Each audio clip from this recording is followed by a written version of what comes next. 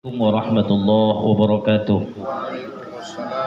Bismillah, alhamdulillah, wassalatu wassalamu ala sayyidina Muhammad ibn Abdullah wa ala alihi wa sahbihi wa mawalah amma. Segala puji bagi Allah Azza wa Jalla, salawat dan salam atas Rasulnya Nabi Muhammad sallallahu alaihi wasallam. Semoga kelak kita akan mendapatkan syafaatnya. Amin ya rabbal alamin. Yang sama kita hormati Pembina Wajibun Nur Bapak Haji Armada, yang sama kita hormati guru kita, mualim kita Ustadz Fakhruddin Nasution SPDI, yang sama kita hormati koordinator kita Ustadz Rudi Nauli, yang saya hormati orang-orang tua saya, bapak-bapak, ibu-ibu, jamaah yang dirahmati oleh Allah Subhanahu wa taala. Hari ini kita bahas terkait dengan fikih hadiah. Ini sebenarnya masih ada hubungannya terkait dengan fikih mawaris kemarin. Kemana lah ceritanya kok bisa hadiah masuk mawaris? Nah, ceritanya adalah ada dua hal yang menyebabkan ini ada hubungannya dengan mawaris. Yang pertama, kita tengok dari faktor, katakanlah ibu. Ibu kan ketika, mohon maaf, ketika perempuan meninggal, maka harta yang ditinggalkan pertama mahar. Yang kedua apa Bu? Hibah. Oke. Yang ketiga apa kemarin? Hadiah. Yang ini yang mau kita bahas. Apa lagi? Warisan. Nafkah. Ini yang udah kita bahas. Warisan dari orang tuanya ya. Oke, yang ketiga nafkah, yang kelima hadiah. Ini yang akan kita bahas. Ini terkait dengan kalau perempuan meninggal. Yang kedua, harta yang kita dapat juga bisa jadi adalah hadiah yang dimiliki oleh orang yang telah berpulang ke rahmatullah. Katakan orang tua kita meninggalkan harta. Di dalam hartanya kemungkinan ada hadiah. Tapi kita harus ingat bahwa harta yang kita dapat dari orang yang telah meninggal itu harus betul-betul harta yang legal dan syah. Harta yang legal dan dibenarkan oleh syariat. Artinya kita harus tahu juga hadiah harta yang ditinggalkan oleh orang tua, oleh saudara barangkali itu betul-betul harta yang dibenarkan oleh agama atau tidak. Kenapa? Karena nanti ketika kita bahas hadiah, bisa jadi ada hadiah itu yang sifatnya tidak boleh kita terima. Identifikasinya, gambarannya, mohon maaf saya, gambarannya bisa jadi dia ada ribanya.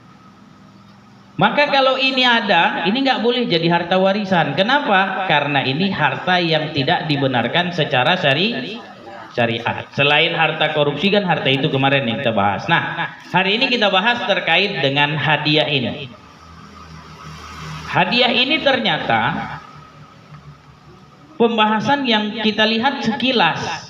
Awak datang karena ibu ulang tahun, awak kasih hadiah. Pahamnya hadiah kayak gitu. Ternyata hadiah ini ada hubungannya dengan hal lain seperti utang, masih ada hubungannya.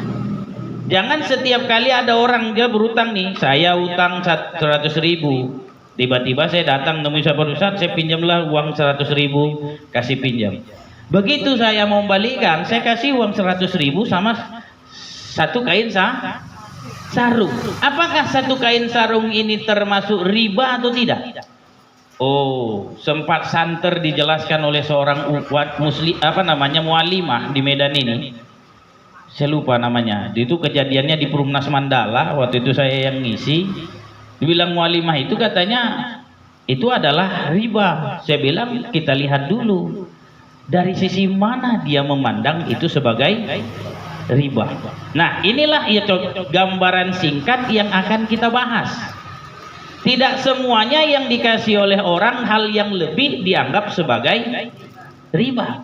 Tapi ada yang lebih memang dianggap sebagai riba. Maka seorang muslim itu harus komprehensif melihatnya.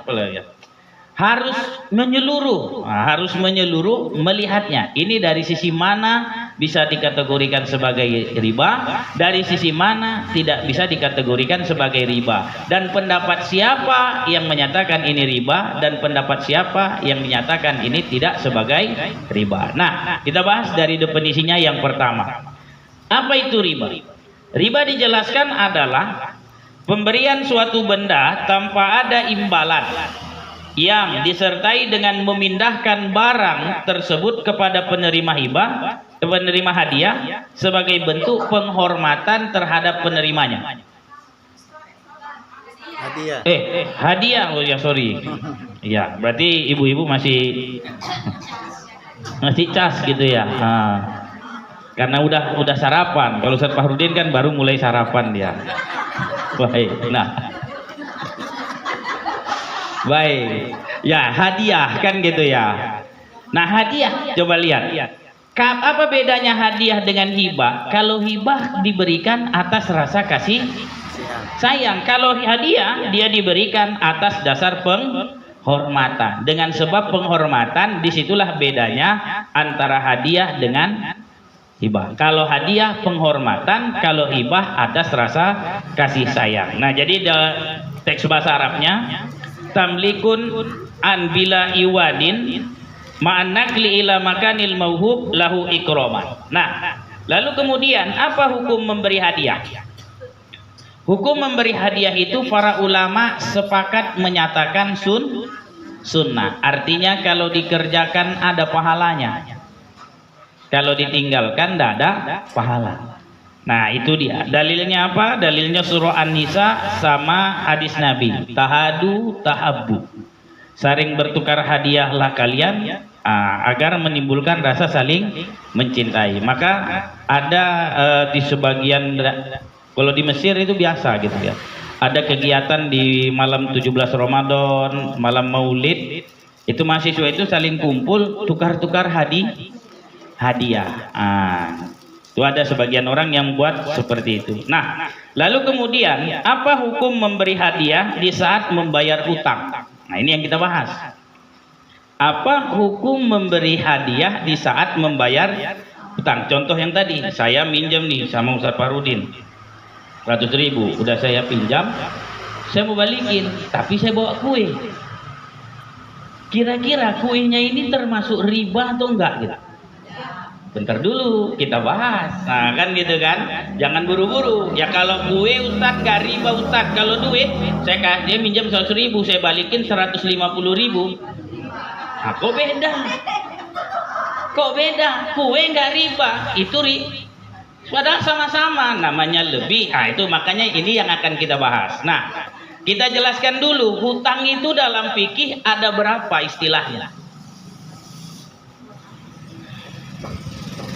Ya, dalam fikih namanya orang berutang itu ada dua. Ada namanya, kordun, ini hutang. Hutang ya, hutang dalam fikih itu ada dua. Ada kordun, ada ariyah.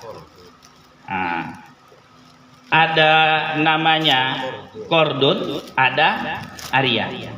Kalau kordun ini adalah orang yang memberi harta dengan tujuan menolong orang yang akan memanfaatkan dan akan dikembalikan dengan yang sejenisnya. Dia meminjam dibalikkan dengan yang sejenis. Itu namanya kordun. Kalau ariyah adalah meminjamkan harta secara fisik, ketika dikembalikan harus dengan fisik benda itu sendiri. Kalau ini contohnya, saya pinjam beras ibu. Beras, jenis beras apa aja bu? Awak nggak pernah pulang, tahu nyuruh istri aja beli beras kan gitu kan. Jenis beras kan ada Ramos, ada apa dulu bu? Masih kayak gitu nggak nama jenis beras? Misalnya adalah jenis beras yang ini harganya 10.000. Pas kita kembalikan ini 15.000. Nah, ini namanya kordun. Kalau ini jenisnya uang. Ariyah itu pinjaman jenisnya uang. Kalau uang yang dipinjam balikan harus jenis uang. Nah ini namanya qardun, ada namanya ariyah. Ariyah pinjaman. Pinjaman yang jenis seperti itu namanya terkait dengan hutang. Ada qardun, ada ariyah. Nah, ada istilah yang paling sering diklaim sebagai alasan setiap yang lebih itu dikatakan sebagai riba. Sebentar. Ini istilahnya. Kullu qardin lahu iwadun fahuwa riba. Setiap qard, setiap pengembalian, setiap hutang yang dikembalikan ada lebihnya, ada iwadnya, itu dianggap sebagai riba. Ada orang bilang ini hadis Nabi, tapi para ulama fikih menyatakan ini bukan hadis Nabi, tapi ini adalah dasar penetapan terkait dengan ribanya atau tidaknya sesuatu hutang. Jadi kalau bahasa kita ini kode etiknya, kode etik riba. Setiap hutang yang pengembaliannya ada lebih dinamakan sebagai riba. Namun para ulama menjelaskan kapan dia dianggap sebagai riba.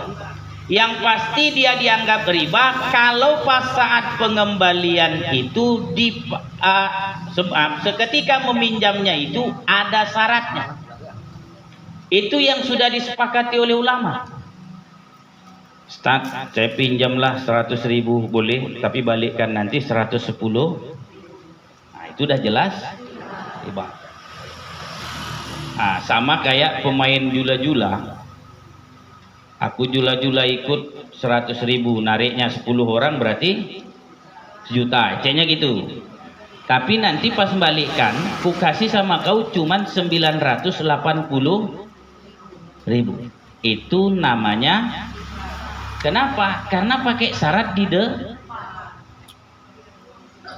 itulah yang menyebabkan jula-jula bisa menjadi boleh rupanya jula-jula itu Ustaz, boleh kalau sifatnya tahun habis dikumpul dikasihkannya. Tinggallah nanti yang penerima tadi sebagai rasa kasihannya dikasihnya. Inilah untukmu.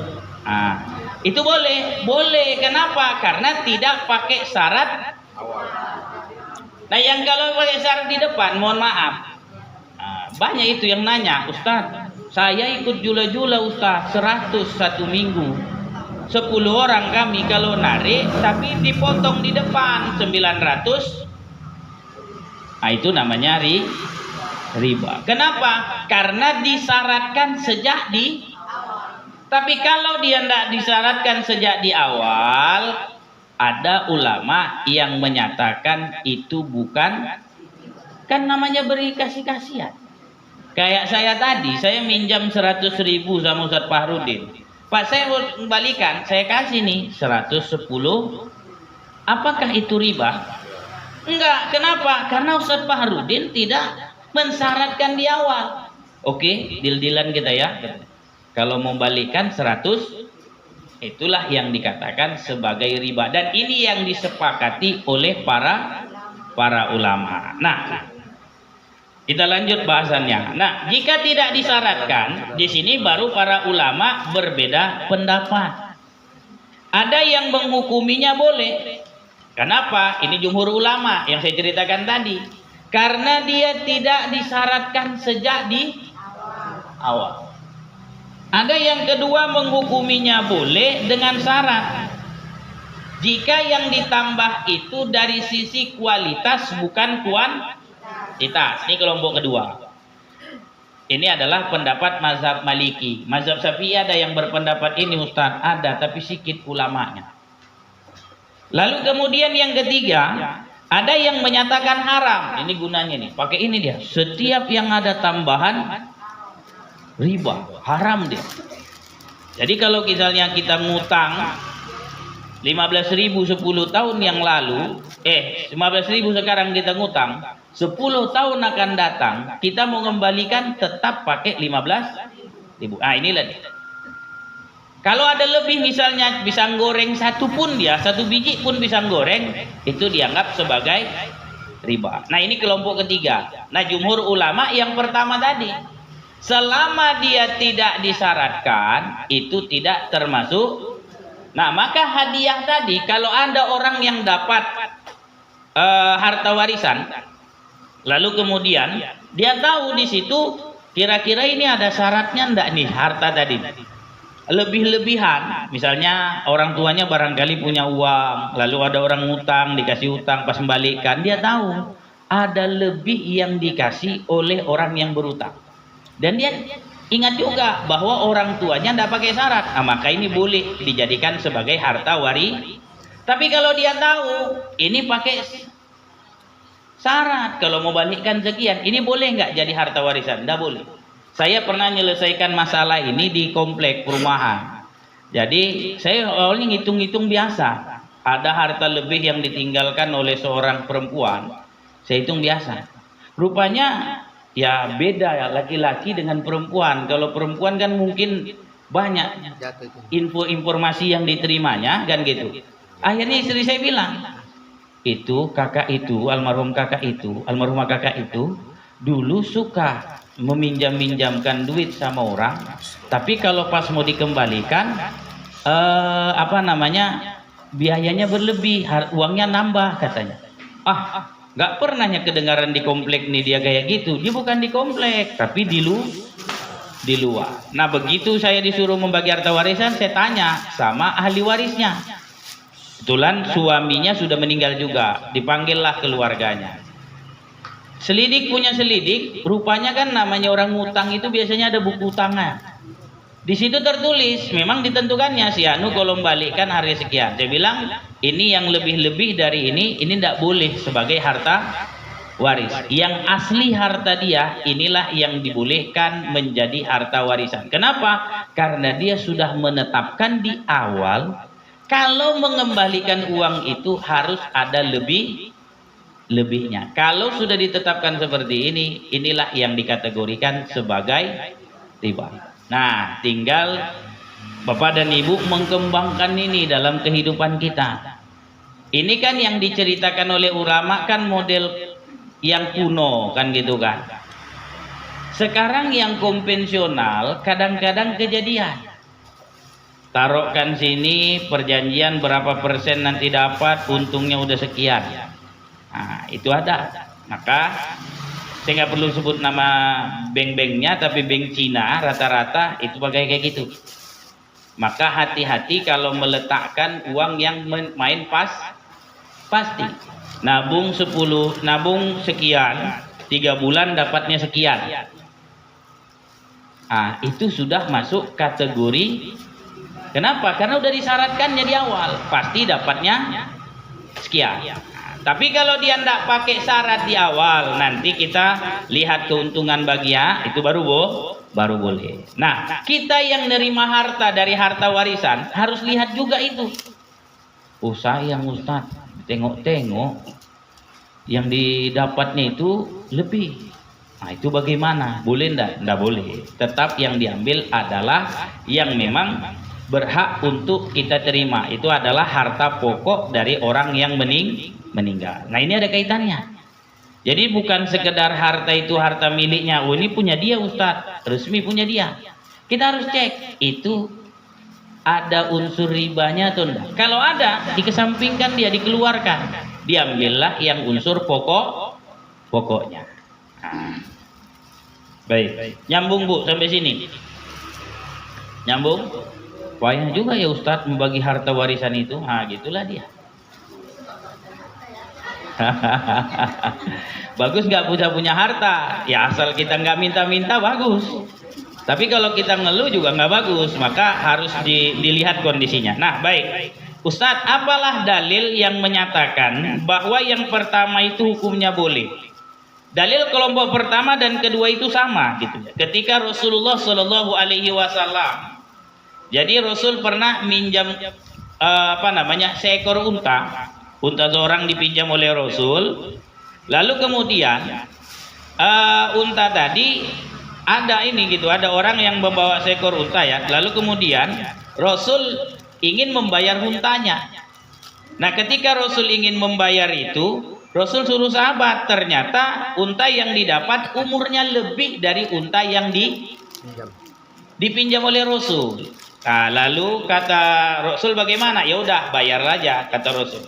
Lalu kemudian itulah dia, inna khiyarun nas ahsanuhum qadaan. Sebaik-baik utang adalah yang paling baik membayarnya. Nah, ini kelompok yang pertama. Kelompok yang kedua menyatakan bahwa ini boleh dengan syarat dari sisi kualitas. Tadi kan usianya 5 tahun, ini berubah menjadi 7, jenis barangnya sama, maka itu hukumnya boleh.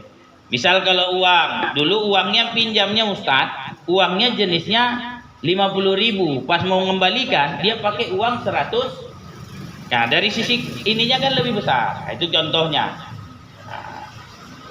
Lalu kemudian yang ketiga, kullu qardin lahu itu dia, kullu qardin lahu iwad bahwa riba. Ini kelompok yang ketiga. Nah, lalu kemudian bagaimana misalnya kalau ada orang utang, tapi orang yang pemberi utang ini paham, ini kalau kawan nih ngutang selalu nih ada lebihnya. Apa maksudnya, Bu? Saya nih ngutang sama Ibu. Karena saya kalau ngutang, Ibu paham nih, udah sering kali. Kalau saya ngutang, biasanya ada tambahan-tambahan ini. Jadi asal nelpon, Bu, sehat Bu, sehat. Apa cerita? Perlu Ustaz, katanya kan gitu. Dia udah paham. Kalau begitu saya bilang perlu dikasih, habis itu nanti mengembalikan, pasti ada lebihnya. Nah, kalau kayak segaya gini, apa hukumnya? Boleh ataukah tidak? Para ulama mazhab Syafi'i terbagi pada 3 kelompok. Ada yang menghukumkannya makruh, ada yang menghukumkannya haram, ada yang menghukumkannya boleh. Kenapa dia dihukumkan sebagai makruh, Ustaz? Nanti timbul sifat tamaknya. Aku kalau mau ngutangin si Anu ini takut pula aku. Kenapa? Nanti kalau si Anu ini kasih utang, sedikit kali baliknya segitu juga. Aku mewaspadai, jangan-jangan kakak nih kalau ngasih minjam uang, bayarnya lebih. Ditahan-tahannya hartanya, ditunggunya kapan si Anu minjam. Nah, ini Ustadz mungkinkah terjadi? Mungkin, Bu. Ada orang minjam dengan model, kalau pernah ditanyakan sama saya, ada orang biasanya main proyek-proyekan, kerjaan proyek itu. Ada orang tempat pinjamnya itu ditungguin sama yang pinjam. Kira-kira ini si Anu mau minjam nggak? Dengar-dengarnya ada kerjaan ini, ada ini Kak, tinggal nunggu-nunggu lah. Ditahannya hartanya, ditunggunya kapan si Anu ini minjam. Kenapa? Karena dia udah tahu kalau ini minjam, pas membalikannya ada lebih, walaupun lebihnya itu ya fluktuatif, kadang-kadang banyak, kadang-kadang sedikit. Nah, ini yang dilarang oleh ulama sehingga dihukumkan makruh. Kenapa? Karena bisa menimbulkan sifat tamak. Ada yang kedua, menghukumkannya haram. Nah, dihukumkan dia haram. Kenapa dia dihukumkan haram? Al-muta'arif kal masrut. Yang biasa, yang sesuatu yang menjadi kebiasaan itu seperti syarat. Nah, ini kelompok yang kedua. Jadi seolah-olah ya udah menjadi syarat. Si Anu pun yang mengutang seolah-olah itu jadi syarat. Aduh, aku membalikan sama kakak nih, kalau sekarang belum ada lebihnya. Agak kutempukanlah sedikit dulu biar enak sedikit pas mengembalikannya ada Nah, inilah pendapat kedua, menyatakan dia haram. Pendapat yang ketiga nggak ada masalah lah, itu urusannya. Yang penting hadis nabinya bilang setiap pengembalian itu yang paling bagus adalah yang paling bagus pengembaliannya. Setiap mengembalikan hutang yang paling disukai itu kata Nabi yang paling bagus mengembalikannya. Paling bagus dalam pandangan manusia biasanya adalah yang lebih, ada lebihnya. Nah, inilah khilafiyah di kalangan para ulama. Kalau Imam Al-Ghazali milihnya yang kedua, dianggap ini sebagai hal yang haram. Nah, kalau saya lupa yang pertama itu siapa gitu, tapi memang kebanyakan ulama fikih menggunakan yang ketiga. Boleh aja, enggak apa-apa gitu, tapi ya dia tidak disyaratkan di awal harus berapa persen, harus sekian, yang penting ada pengembaliannya. Nah, lalu yang keempat, bolehkah menerima hadiah sebelum pelunasan hutang? Utangnya belum lunas, tapi hadiah udah dikasih kawan tuh. Kawan ngutang sama awak 10 juta. Tapi begitu kalau udah lebaran, dia kalau bagi-bagi THR 1 juta sama orang. Termasuklah awak kan gitu. Atau 500.000 lah, kalau 1 juta besar kali 500.000. Dia punya utang nih sama kita. Hutangnya lebih dari 10 juta. Tapi dia ngasih THR sama orang itu 500.000.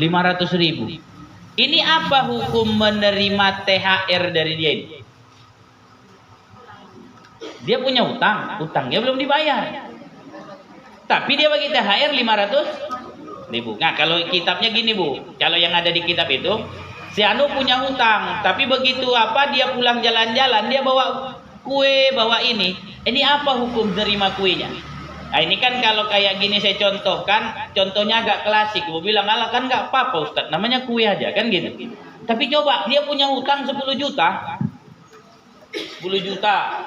Dia bagi THR dikasihnya 500.000 sama awak. Ini kan kira-kira kan bisa ngurangi hutang ini sebenarnya kan. Nah, dia kasih gitu. Tapi dia tetap bilang, "Itu hutangku. 10 juta masih hutang ya, yang ini 500 nih." Apa hukumnya? Nah, para ulama menjelaskan terkait dengan ini. Ada kelompok pertama menyatakan haram. Kecuali dibilangnya ini nggak ada urusannya dengan utang. Nah, itu boleh. Tapi kalau dia bagi aja gitu, nggak boleh. Harus jelas dulu. Ini ada hubungannya sama utang atau enggak? Lalu yang kedua menyatakan hukumnya boleh. Nah, selama belum dilunasi hutangnya.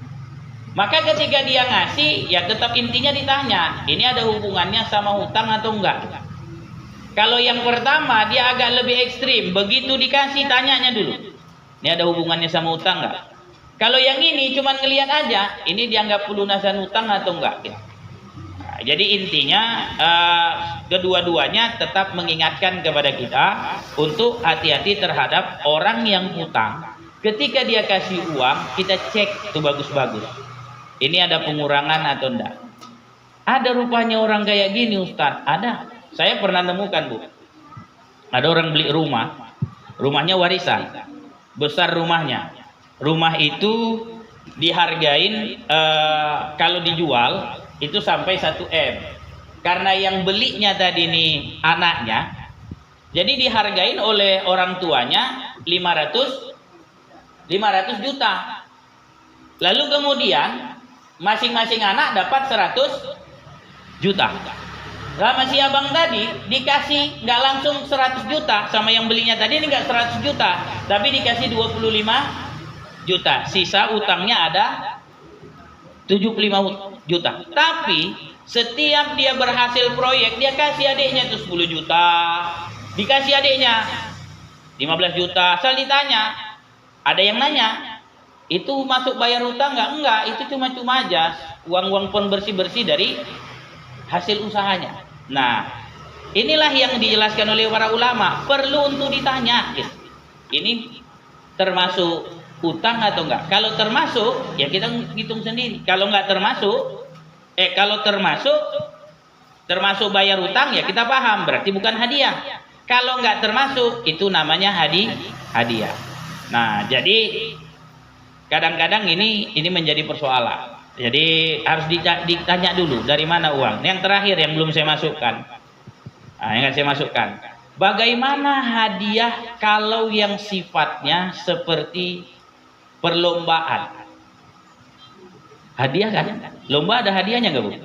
Ada. Nah, kalau hadiahnya sudah disiapkan sebelum uang pendaftaran, kan ada uang pendaftaran tuh biasanya lomba. Kalau hadiahnya udah ada sebelum pendaftaran, maka hadiahnya boleh diterima. Tapi kalau hadiahnya hasil uang pendaftaran itu dikumpul, lalu kemudian dapatnya tadi, kasihlah untuk nomor 1, nomor 2, nomor 3, ini haram.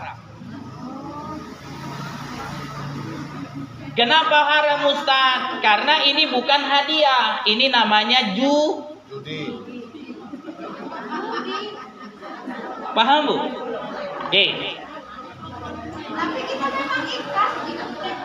Nah, gini, Bu.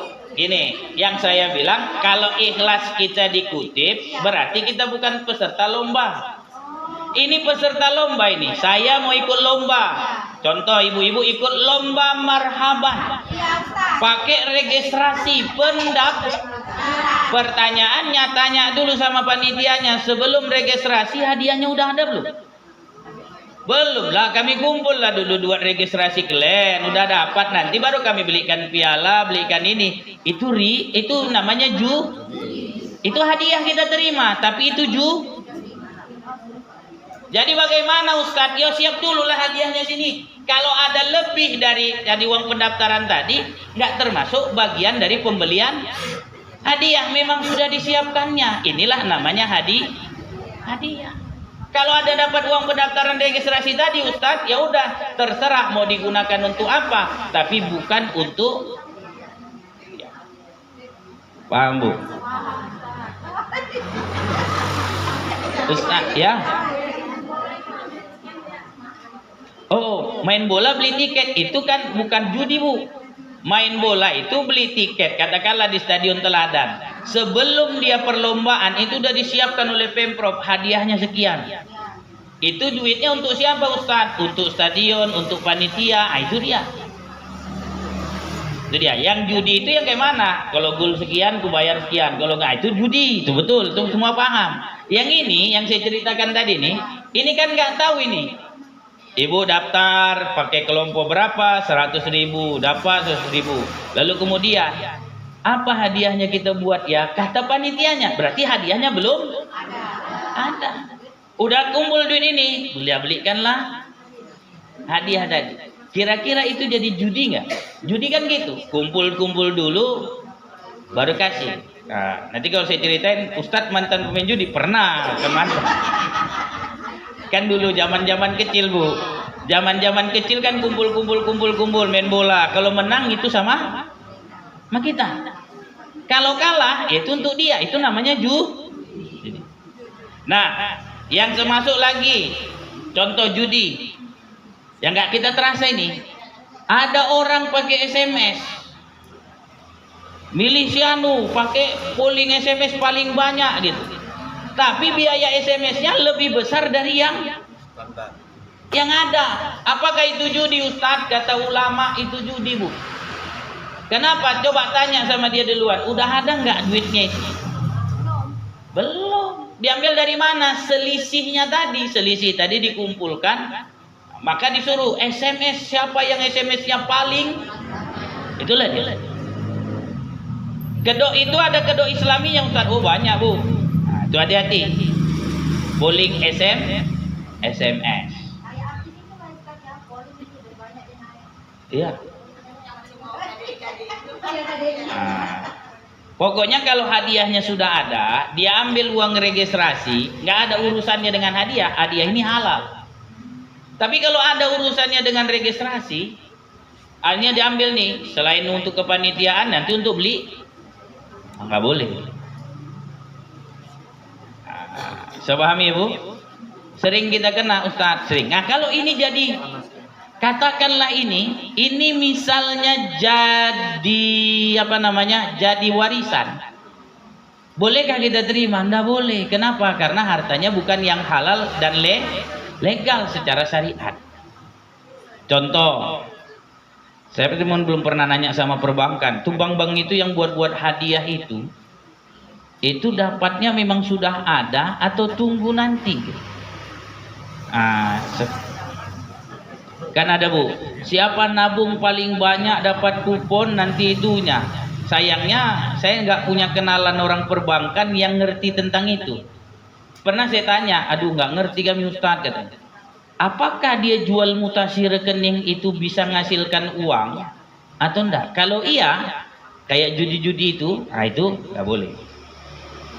Jadi jangan ibu kira nabung awak itu nggak bisa jadi modal buat bank. Itu bisa. Mutasi rekeningnya itu, putaran duit kita itu bisa dijualnya dan itu bisa jadi uang.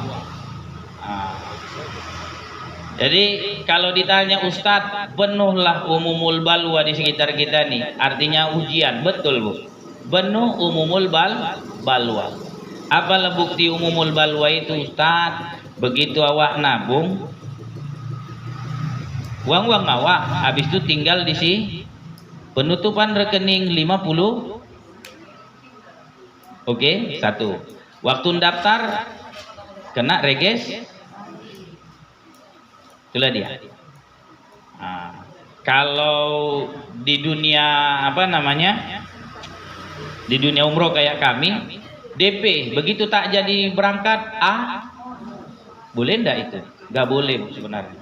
Tapi itulah yang terjadi di dalam dunia ekonomi yang ada di kita saat ini. Orang bilang, oh kami kan udah booking gini. Kalau dia betul itu ya tetap namanya usaha, harus dia kembalikan uang orang. Kalau tidak jadi. Jadi sebenarnya ya kalau boleh saya ngomong, di dunia kita ini udah penuh dengan itu. Maka satu-satunya cara ya tetap beristighfar sama Allah banyak-banyak. Nggak tahu awak, tiba-tiba kadang-kadang terkena kan gitu ya. Tapi kalau misalnya itu adalah harta yang ditinggalkan, ya usahakan itu jangan diambil. Ambillah yang harta pasti. Harta ilegal itu bagaimana? Itulah memang yang dicari. Bukan dari hadiah yang ada unsur haram. Itu dia gambarannya. Jadi pikir hadiah ini tidak sembarangan hadiah kita senang. Harus dicek dulu hadiah tadi ada unsur ribanya atau enggak. Riba itu enggak mesti harus dalam bentuk duit. Kalau dia bersyarat walaupun itu jenis makanan, itu juga sudah riba. Kira-kira pernah ngalamin Bu yang jenis-jenis kayak gini? Ya Ustadz, kami dulu enggak tahu Ustadz, jadi cemana ya enggak tahu ya enggak apa-apa, istighfar ke depan.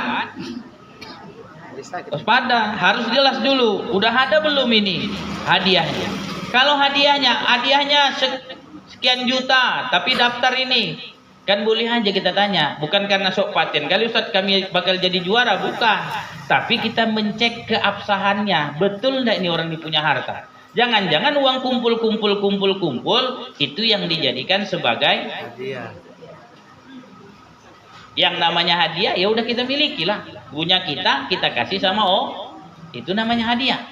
Lah ini kan bukan punya kita, tapi kumpulan duit orang yang dikasih sama dia. Itu kan kayak judi. Judi itu kan kayak gitu dia, kumpul, siapa yang menang, itulah untuk dia. Kalau sepaham saya dan yang sepernah dilakukan. Nah zaman dulu kecil kan pernah Bu. Nggak lah pula awal ustadz aja dari kecil kan nggak kan gitu ya. Pernah juga lah ngalamin yang kayak gitu kan. Jadi kan tahu gitu. Oh iya. Ini kayaknya pernah ini dulu. Kan Pak, masa-masa kecil ya kan Pak, masa kecil. Jadi oh ini jadi ya. Baik, saya buka sesi tanya jawab. Silakan.